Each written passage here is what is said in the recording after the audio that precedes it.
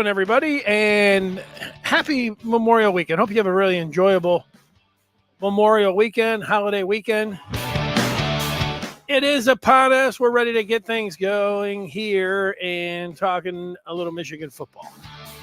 As always, that's what we do. We're talking about Michigan football, and it's a great time to talk about Michigan football with the Wolverines being the defending champs and all, and less than 100 days to the kickoff of the season. Here are a couple things that we are going to be discussing.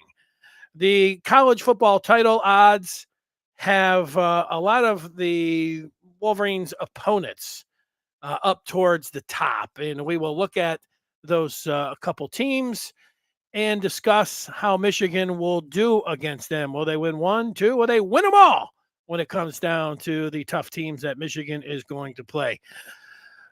Michigan also, they have to reload. They have to replace a ton of talent and leadership, both on the field and on the sideline, with the departing players that have gone to the NFL and the coaches that have also gone to the NFL.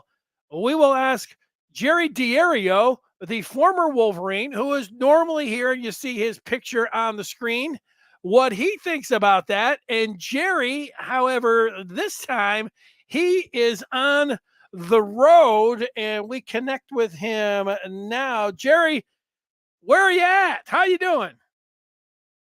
Danny, great to be a Michigan Wolverine. Watching my speed as I go through Ohio. They don't give that 5 mile an hour leeway to Michigan plates here. So just watching my speed as I'm going through Ohio with my Michigan plate. Yeah, Proud as ever. Jerry, the old joke, and you know, Denny, if you go ahead.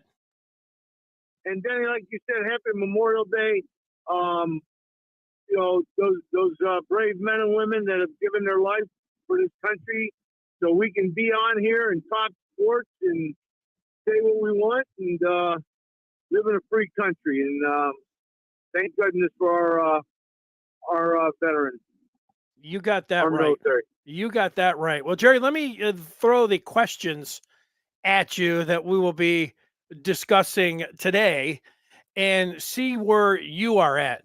Michigan has Texas, Oregon, and Ohio State, as you know, as some of their toughest games. And the odds, when you look at the gambling sites, the odds to win the national championship, you have Georgia up at the top, but then it's followed by Ohio State, Texas, and Oregon. Michigan has the 9th best odds to win it all. But obviously, OSU, Texas, and Oregon, those are 3 teams that are on the Michigan schedule. So, Jerry, I want to ask you, as you're driving down there in Ohio, how many games will Michigan win out of those 3? Do you see you give me some big reasons why you think they'll win 1, 2, or all of them? All right, Denny, of course I'm biased. I'm biased towards Michigan. That's fundamental. I know that. We all know that. But when you look at the schedule and you look at Oregon coming into the Big House, I think that plays in our favor. I think that's a huge advantage for us. Playing in Ann Arbor in Michigan Stadium, the second game of the year, with all those new players that are coming in for Texas.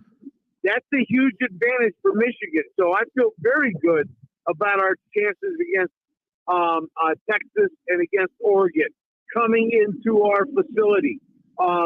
You know, everybody's talking about what we lost and how many people we lost. And yet I'm still here to say and tell you that I think we have the best defense in the country, every bit as good, potentially every bit as good as last year's defense, and maybe in some areas better. So our defense, in my opinion, puts us in a position to win those 2 home games against Texas and Oregon right away. Against Ohio State, we're going down to Columbus in November. We don't know what the weather's going to be like. We don't know anything about what injuries are going to occur until we get there. But again, we're the 3-time defending Big Ten champions. They've got to get that monkey off the back.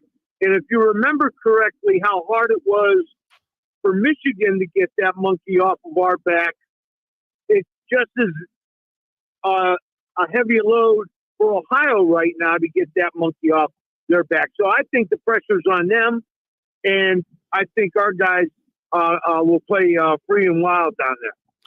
Jerry, very convincing on your biggest reasons why Michigan may just win all 3 of those games. I like you. I think you're nailing it on that. So you kind of mentioned the second part about everybody's talking about how much Michigan lost. Well, they did lose a lot, and when you lose a lot of talent, are you reloading? How are you replacing the talent, the leadership when it comes down to having to go through and replace all of that and what I'm talking about? So, Jerry, I am going to ask you, I'll put some of the names, and you could tell me how you think Michigan is going to replace the talent and leadership from last year, from Harbaugh to Minter to Herbert to J.J. McCarthy to Blake Corum, Zach Zinner, Trevor Keegan, Mike Sainristil, Chris Jenkins. That's a lot of talent. I probably missed 4 or 5 guys. I could have sat here all day putting those players up on the board. So with that, Jerry, how are they going to replace those coaches and players in your mind? Well, when you look at it, first things first, you have to look at the head coaching change and the replacement of the head coaching change. And even though I have a great deal of respect and admiration for what Sharon has done so far at Michigan and his loyalty towards Jim and his game decisions in those last 2 games, you're losing arguably the best football coach in the country at any level. And that's a huge loss. I don't care what you say. That's going to be a tough one to fill. With that said, we're replacing Jim with somebody who knows what it's like to be the head guy on the Michigan-Ohio State sideline. So, we know he knows what it's like to go into Happy Valley the night before getting the assignment and picking off Penn State. So, it's a huge loss. Harbaugh is a huge loss, but I think we're in pretty decent shape with the replacement we had. I don't think we could have gotten a better replacement, to be honest with you, with connection and relationship with this program. Jerome Moore was the best replacement, in my opinion, for Jim Harbaugh. Next, you have to look at the other coaches. You're losing Minter. You're losing the defensive line coach.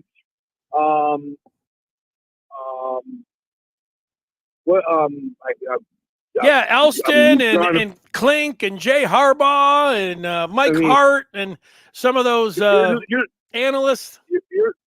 You're losing a substantial amount, especially on the defensive side. So, those are huge losses. You know how I felt about Clinkdale. Everybody loved Minter. Those are huge, huge losses. I mean, you're coming off a national championship season. You're the best defense in the country, and all these coaches that put that defense together. Now, what do? So, what does Sharon do? And this goes back to my respect and admiration for him. He goes after the teacher who taught McDonald and Mentor this defense. In other words, Wink Martindale is a great pickup. I hope he doesn't get too aggressive because, in my opinion, Michigan has the defensive personnel this year to play a base defense for 93% of the snaps and still win 93% of the snaps in those games, in all those games. I think Michigan can play base defense against anybody and win 93% of the snaps. So I love the hire of Wink Martindale. I think it's a great hire. And, again, who would you rather have replace Mentor? I don't think there's a better name than Wink Martindale available. So another great hire. When you look at what Wink Martindale did as far as his assistants, I know Lou Esposito very well. I know him very well.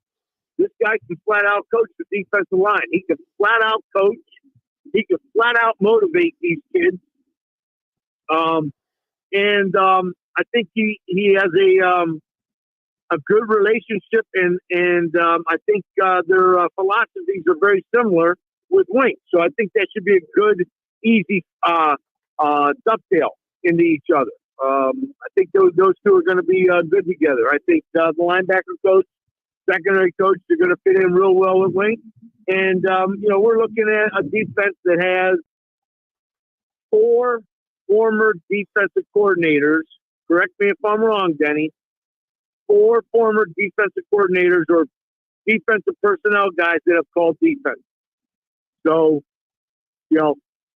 could you pick better people to replace the guys that we lost, the superstars that we lost? I don't think we could have. So I feel very good there. As far as the players are concerned, I'm going to take the defensive side first because I think this is relevant. When you look at the losses we had from last year's team on the defensive side, you're looking at a unit with 22, 23, 24 players in a rotation. And so when we lose a Mike Sandersville, Barrett, Colson, Junior Colson, we lose those guys, McGregor, who's the other one? Harold. Absolutely fundamental, good players, good personnel. Not to mention Stab in the transfer portal, and then Rod Moore losing him in injury. You have to count that. But when you look at what Michigan has on defense, we're not losing nearly what other teams are losing with experience. You've got the 2 edge players that were on the field on the last play against Alabama that sacked Milroe to win that game, to secure that game. Both of those outside edge players are on this team starting. 2 of those defensive tackles were on that field, are coming back starting. With Benning, you've got 3 kids coming back in those 2 positions that have not only starter position, experience, but a tremendous amount of experience. 3 of those players coming back in those 2 positions. Obviously, we're going to be stronger there. Then you add Etta and some of these other guys, Awane, some of these other guys that are playing in there and playing good. Plunder, I think he had a great spring. We are so deep on the defensive line, and when I say defensive line, edge and the 2, the 1 and the 3 technique, we are very, very deep, very blessed in those positions. DJ Guy, I think, is going to stand out this year as a backup, and I think there's some other players that are going to be in there as well, coming in at that edge that edge position, and I'm still great. I'm very high on Nichols, the outside edge player from Maryland, number 33, that showed me a tremendous amount in the spring game. Inside linebacker, we just picked up, in my opinion, one of the top 5 transfer portal pickups in college football this year. I think Barnum is way underrated. I think he is probably an all Big Ten selection at linebacker, and he's going to be outstanding. He had an outstanding spring. He's very intimidating on the field, and I think we might have improved at one of those linebacker positions. Times will tell. We had great ones, Michael Barrett and Polson, Junior Polson. We had great ones, but Barnum is pretty solid. He's pretty doggone solid.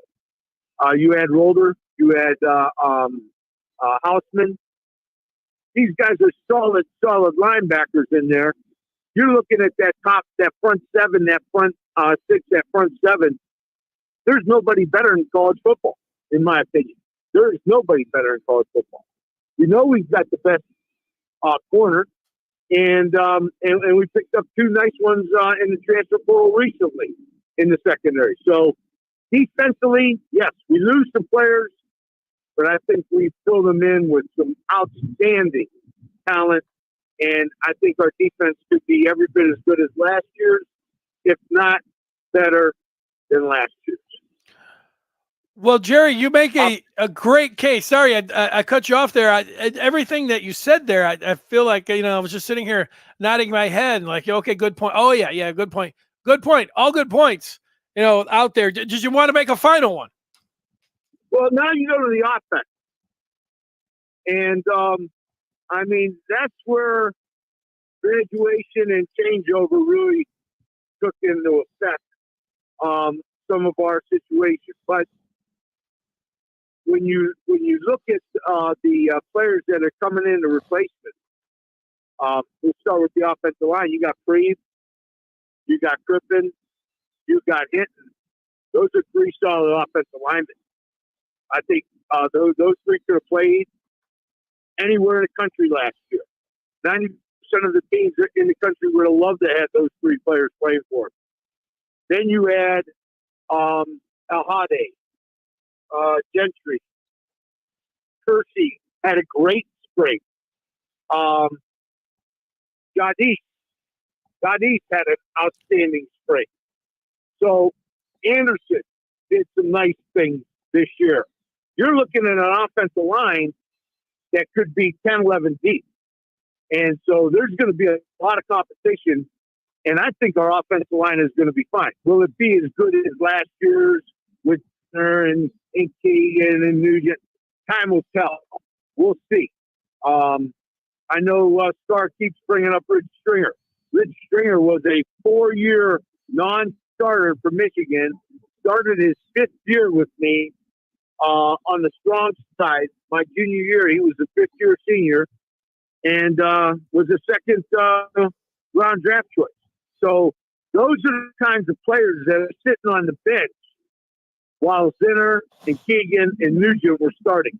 Those are the kinds of players. We don't know exactly how good our next year's line is going to be until we see him on the field. But I've got a feeling the coverage not there. I think we reloaded, and I think our offensive line could be every bit as good as anything we've had the last 3 years. I think we could be very, very good up front. Running backs might be the strength of the offense, and I say that because our tight ends are very, very good, but our running backs deep. You got Edwards.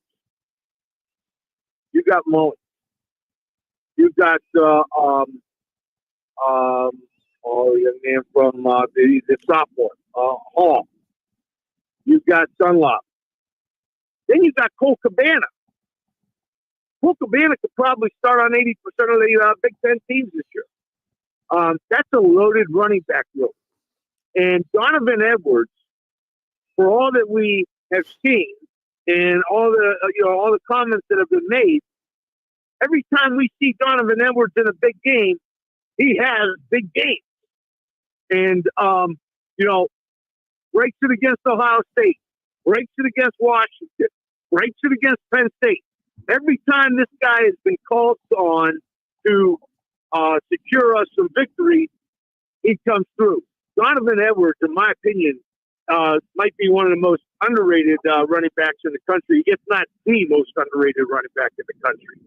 And so I think we're going to be really, really happy with our backfield. Tight ends, like I said, another very big strength for our team. You've got two tight ends that could split out. I didn't realize how fast Klein was. Klein's one of the top 4 or 5 players on the team. from what I understand. Is that correct, Denny? That's what they were talking about. Yep. That's what they were talking about after the spring game. I don't know. I don't know if exactly, but it's got phenomenal hand skills. Spine's got phenomenal hand skills. So both of these tight ends, and I haven't mentioned Loveland, but both of those tight ends can play in tight. They can both block, and they can also split out. You've got the potential of keeping your personnel secure on the field, and the defense not know whether you're really going into a 10 personnel, 11 personnel, or 12 personnel, or something like that. So you've got defenses really starting to guess what's Michigan going to do. They got Klein and they got Loveland on the field. What are they going to do? Are they going to line up at tight end? Are they going to split them out? And then you've got mismatches and matchup concerns for defense. Tight end, I think, is going to present some real problems for our opponent's defense this year. You got the line, you got the running backs, you got the tight ends, which leaves us now with our quarterback. And this is where the rubber is going to meet the road, in my opinion. And this goes to our coaching staff. How are they going to connect and complete our offensive system with our quarterback? Last year, our offensive system was, let's run the ball with our running backs and throw the ball with our quarterback without our quarterback being a run threat. Not that he wasn't mobile, not that he couldn't make plays with his legs, but he wasn't going to be counted on in the game plan to run. Not that much, anyway. Now it's a different philosophy.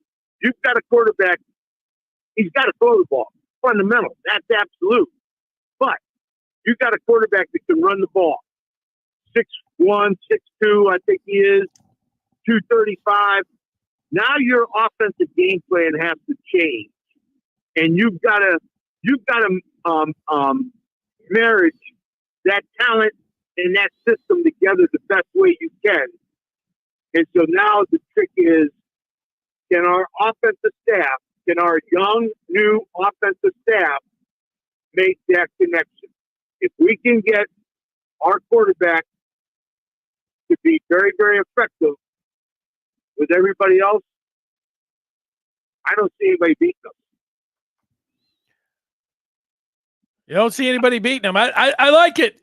Jerry, you rang the bell. You went through the personnel. I asked you the question about how do you replace these guys, and you told me. So, and the rubber is meeting the road as you are on the road. Normally, for people that might be just tuning in, you're saying, hey, where's Jerry?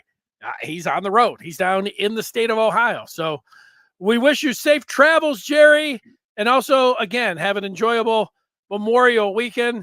We love listening to you talk about football. The only thing you're missing here is that you don't see what all the people are saying, and it seems like they're all in agreement with you here today. So great job. Denny, one other thing I wanted to mention today. Well, there's actually two things I wanted to mention. But the big one is the $2.8 billion lawsuit that the NCAA once again lost in court. Somebody compared them to the Washington Generals, and I kind of agree with it. Once again, the NCAA loses a case because their practices are not right. They're not constitutional. They're not good to people. Okay, and they've lost case after case after case, and I'm really this one is going to change college football and the landscape of college football like we've never seen before. I mean, now you start to talk. Are you going to bring down the football world, the college football world, to 40, 50 teams?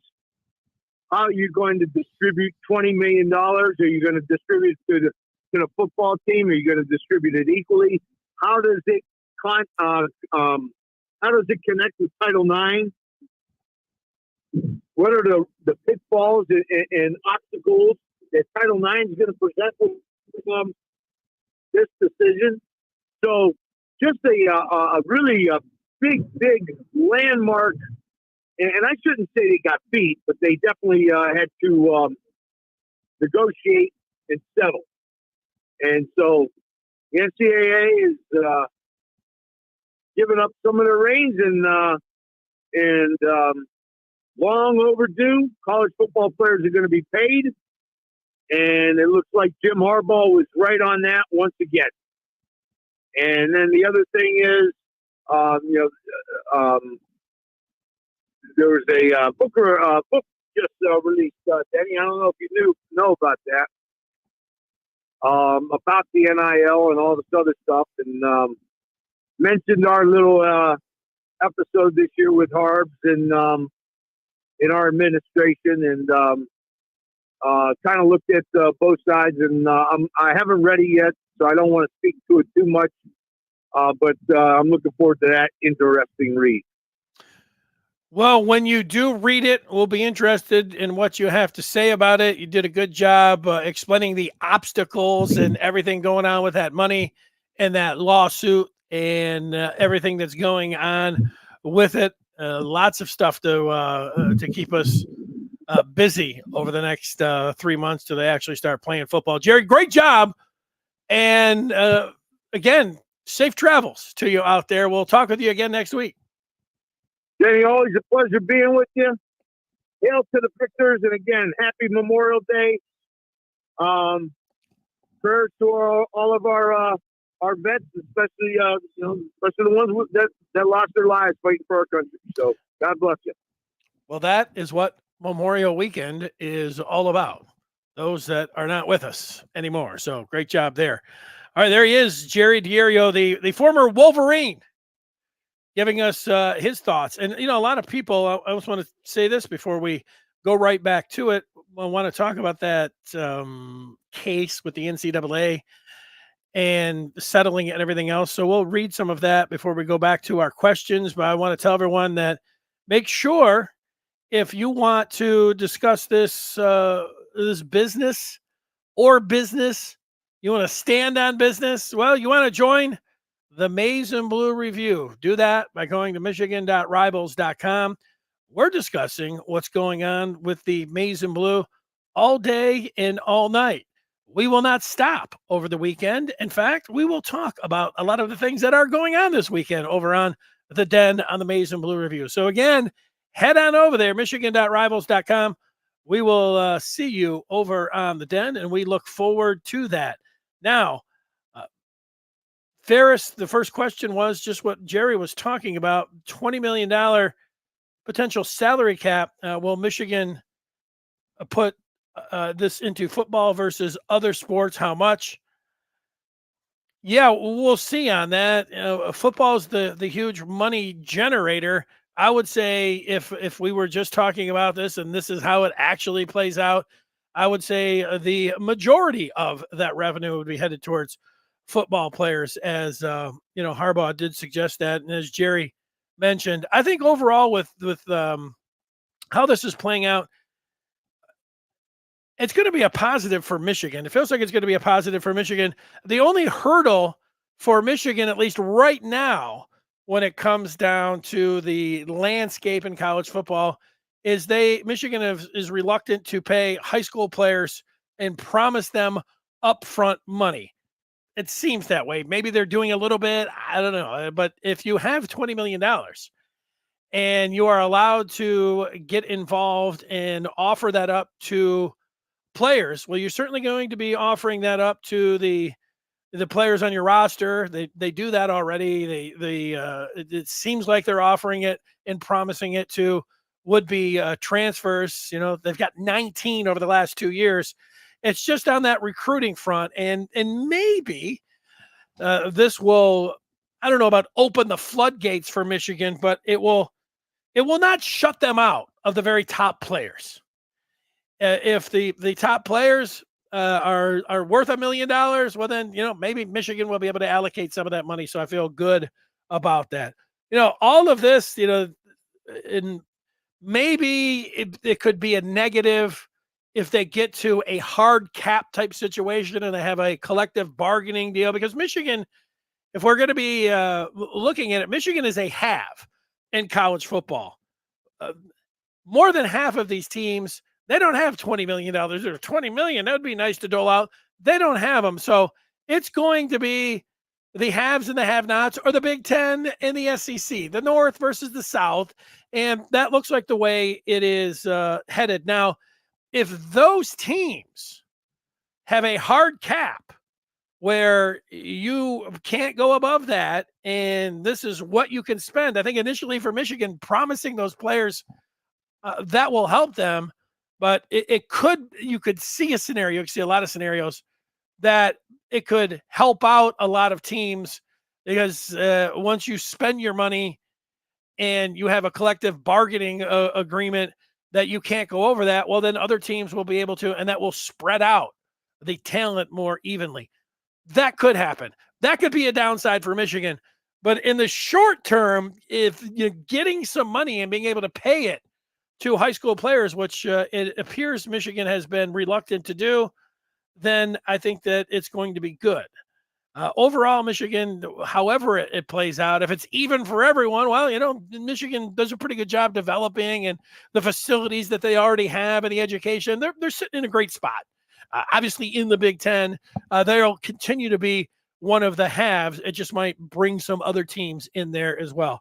That's how I see all of that. And I'll tell you, it gets once you start talking about it, I think you can lose a lot of people, because there's so much that it's still yet to be determined and all of that. Antoine thinks it would benefit Michigan in so many ways, and I think that it could do that as well. So that's it when it comes down to it. I was going to see, start talking about Title IX. I get all of that. I don't know. People ask, Title IX, if you have 20 million, well, then right off the bat, you got to take 10 and you got to give it to women's sports. So, there's a lot of finagling that still needs to be done. What college football wants to do is they want to control this. Obviously, they want to have this settlement so they don't have to give up their entire pie, the slice, which is gigantic. Just think about how much money that they have made. Oh, they got to give a couple billion. Well, they've made multiple billions, and they want to be able to control the rules and be able to move forward. You understand that from a business standpoint, but a lot of different things. It moves at a rapid pace, but 2025, how it's going to affect this upcoming year. It's the recruiting season at Michigan. They see that the faucets are wide open, and not only is the NCAA saying that we are not doing anything to teams that are paying money to high school recruits, even though they have technically a rule on the book, and Michigan still. I'm not sure that we're really going all in. To me, this would send even more of a message that Michigan should be involved in now, not worrying about. It's always been a strategy, part ethics on Michigan, how much of one or the other you can decide. But now you don't have to worry about the ethics part. It's the money part. And so is Michigan ready to go full court press on that? When you look, I just think over the last couple of years since NIL has been involved, Michigan to me has been, they always have, they've got this collective, and here's another collective, and they got a bunch of statements, and they got this business partner, and then they're hiring somebody dedicated, and it seems like, wow, Michigan's doing as much, and it seems like more than everyone above the board. And they're just throwing stuff out there. Great job by getting all this and dotting your I's and crossing the T's. But they've got to weigh into this area where the other teams are at, and they are ahead of them, and they have been in. And you usually, when you are in first, you win. Is Michigan ready to respond that way? And the proof we will see over the next 2 months is going to be on the recruiting front. We'll be here for that. Monitoring that. I look forward to it. A couple of the questions we asked Jerry, and he responded to them. Here's the natty odds. Michigan plays Ohio State, Texas, and Oregon. Those are 2, 3, 4 in terms of teams handicapping wise that are expected to win the national championship. How many of those games will they win? What are the biggest reasons that they will win 1, 2, or all 3? Jerry did a really nice job. I am picking Michigan right now to win against Texas. Jerry mentioned the game in Ann Arbor. If this game was being played this year down in Austin, it wouldn't be a lot of fun for me to sit here and tell this audience that I believe that Michigan would likely lose to Texas going down to the Lone Star State in game number 2. And that's where, the party would seem like it would end. I don't feel like that. I feel like because the game is going to be at home, Michigan will win it. Those other 2 games against Oregon and Ohio State, I'm just automatically say, well, Michigan, well, if they can beat Texas, they can beat Oregon. I gotta say that everyone, myself included, if Michigan does beat Texas, they feel like they could rip off then they would be 2-0, 3-0, 4-0, 5-0, 6-0, 7-0, 8-0 when they would be welcoming in Oregon, which I would expect to be in the top 5 themselves. What a showdown in the big house that would be if Michigan was playing a top 5 Oregon team on the second day of November. As I sit here right now, I have Michigan at 10-2. The 2 are the 2 games that I would say that they would be likely to drop, would be the teams that are 4 and 2 on the list of odds to win the national championship. But that just means how I see it right now. I would remind everyone that in 2021, I picked Ohio State to beat Michigan. And then I came back in 2022 and I picked Ohio State to beat Michigan, and Michigan won both of those games. I got my head screwed on straight finally last year, and I picked Michigan to prevail over OSU. If I didn't, people would say, hey, why don't you go ahead and pick against them again? So I think a 10-2 gets you into the college football playoff. And right now that's my goal. Is my goal, winning it all. Michigan's they're in the mix. That would not be the craziest thing. The odds makers have them in the top 10. They beat Texas. They suddenly jump up where you feel like they'll I know that'll be put out and it will show in the odds after that game. Michigan will vault into the top 5, not only in the polls, but also when you're looking at the odds. So that's how I see that. And in terms of replacing, the coaches and the talent, which when you will listen to people over the next 3 months talk about Michigan, it's like, wow, they have to replace so much. They do. And you have to replace in college football. The most important thing is the head coach. So Sharon Moore, he's got broad shoulders. He was my pick, and I think everyone else's pick. In fact, there wasn't a good case to be made for Michigan to go anywhere else. So they've got the coach there. It is a tall task for Sharon Moore, but whether or not he is up for it, we're ready to see that. He was able to learn from Jim Harbaugh, and he does have that going for him. And he's got a good team coming back. That also, especially on the defensive side. And 2 years ago, certainly 3 years ago, when I talked about college football, I was going on and on and on. It sounded like I was working for Ohio State podcast or something. The game is about offense. The game is about throwing the football. The game is about explosive plays down the field. The game is about getting a quarterback that could push the ball down the field. I was saying that. Get your defense that can make one key stop in the second half. The rules favor the offense. The game is a pinball machine right now that's all about offensive football. That's what I was saying 3 years ago. Michigan has changed that narrative. Michigan is playing, put your helmet on, get your mouthpiece, strap it up. We're smashing you. And with that, they have also said, we are playing to our defense. This is old school football. And Michigan will continue that with Sharon Moore. So they will have a chance and they can have a good year.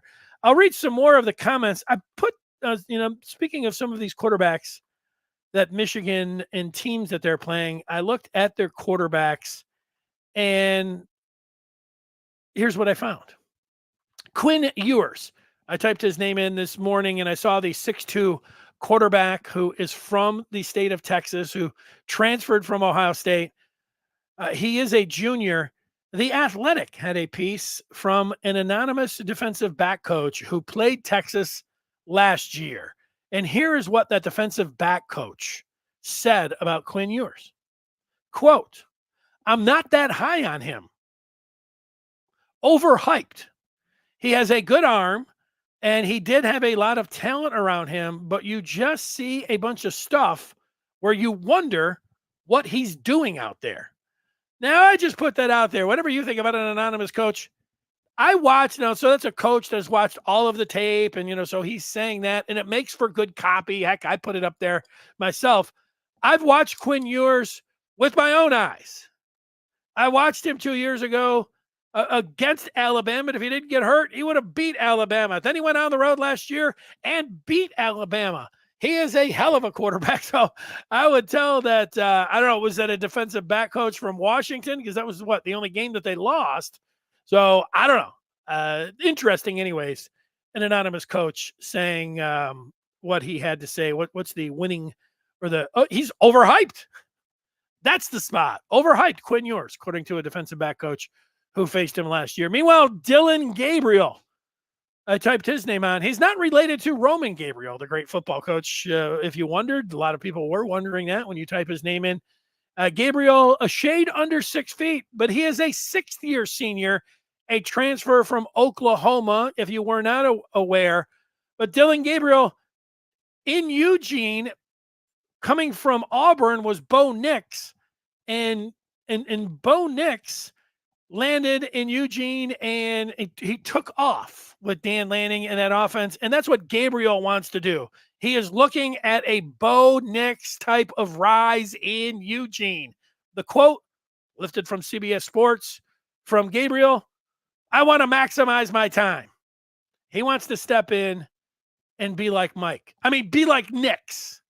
He wants to be like Nix. And finally, Will Howard, the presumptive starter for Ohio State, who is also a transfer, comes from K-State, 6'4" grad student, 34 games for the Wildcats over 4 years, over 5,700 passing yards, 67 touchdowns. He is a dual threat, 48 through the air, 19 rushing, started all 12 games last year, went 8-4, 61% completion percentage, not too shabby, 24 TDs, and ran for 9. So pretty accomplished, and